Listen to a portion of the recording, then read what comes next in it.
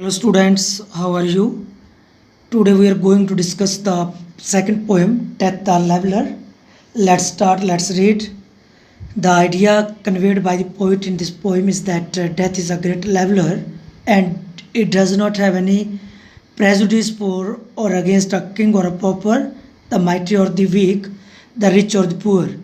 ਜੋ idea poem ਦੇ ਵਿੱਚ ਪੋਇਟ ਦੁਆਰਾ ਦੱਸਿਆ ਗਿਆ ਹੈ, ਜੋ ਕਨਵੇ ਕੀਤਾ ਗਿਆ ਹੈ कि जो डेथ है वो ग्रेट लेवलर है।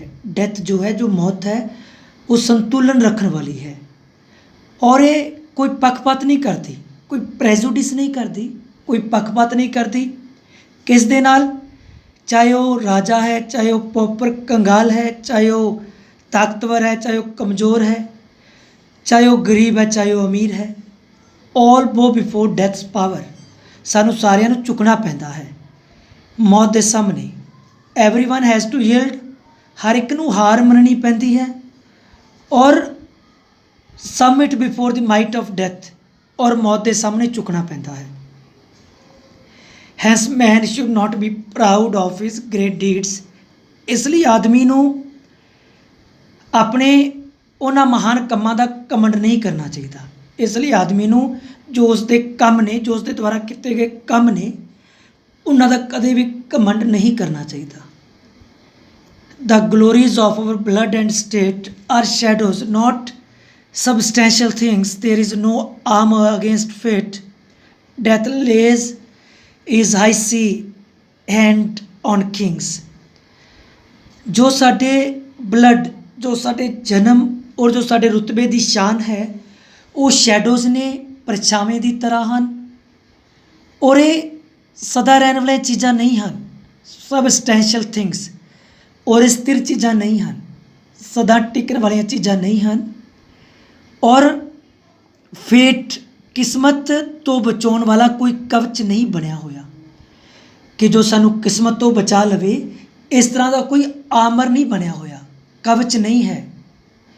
और जिहड़ी मौत है वो तो अपना हथ राजियां ते भी रख देंदी है।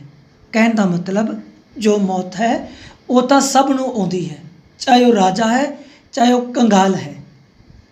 Sceptre and crown must tumble down and in the dust be equal made with a poor crooked scythe that spade. Sceptre and crown, राज सत्ता होवे चाहे राजा होवे, चाहे किसी को राज की ताकत होवे, चाहे वो राजा होवे, हर एक नू डिगना पैंदा है। टम्बल डाउन, हर एक नू डिगना पैंदा है और मिट्टी दे विच बराबर होना पैंदा है। एंड इन दी डस्ट भी इक्वल मेड, और मिट्टी दे विच बराबर होना पैंदा है किस दे नाल, उस गरीब व्यक्ति दे नाल जिसने हथ विच दातरी और कई नू पकड़िया होया है।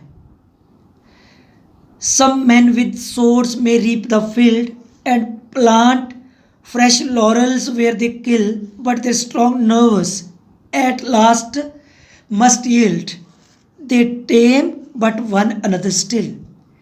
कुछ आदमी तलवार के जोर नाल मैदान नू जित लेंदे हैं, कुछ आदमी सोर्ड्स तलवार के नाल जां तलवार के जोर के नाल उस जंग के मैदान नू जित लेंदे ने और वो लॉरल्स हासिल करते हैं और वो एक दूसरे नू मार के, और वो एक दूसरे नू मार के जित के तोहफे, लॉरल्स, जित के तोहफे हासिल करते हैं।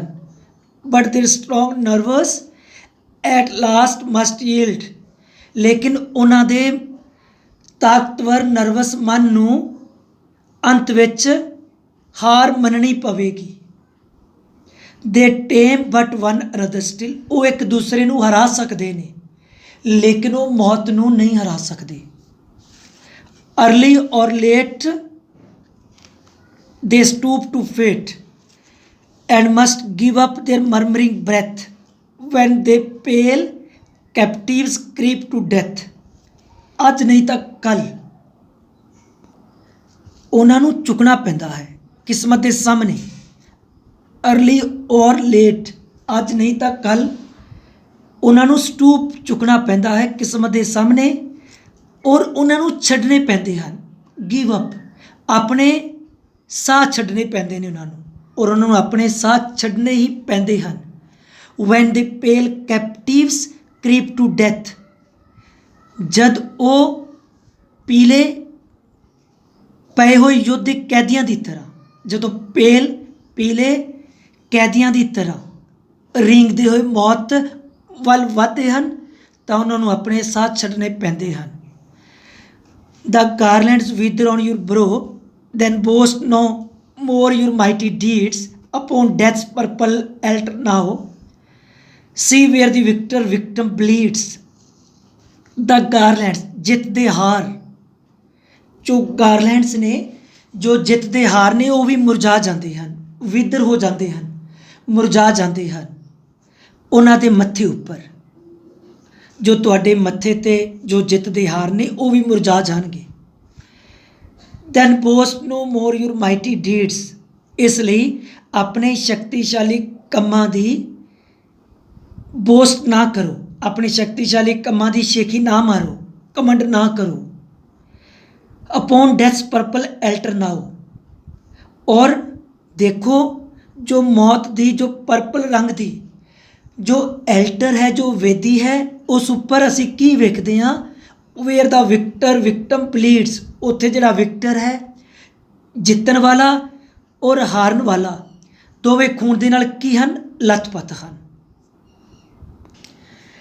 Your heads must come to the cold tomb, only the actions of the just smell sweet and blossom in their dust. Your heads must come to the cold tomb, ਤੁਹਾਡੇ ਸਿਰਾਂ ਨੂੰ ਉਸ ਠੰਡੀ ਕਬਰ ਦੇ ਵਿੱਚ ਆਉਣਾ ਹੋਵੇਗਾ।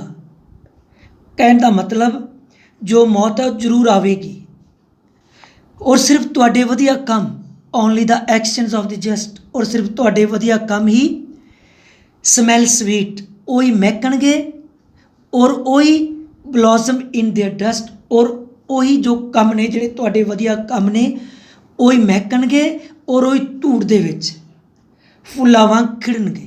ਥੈਂਕਸ।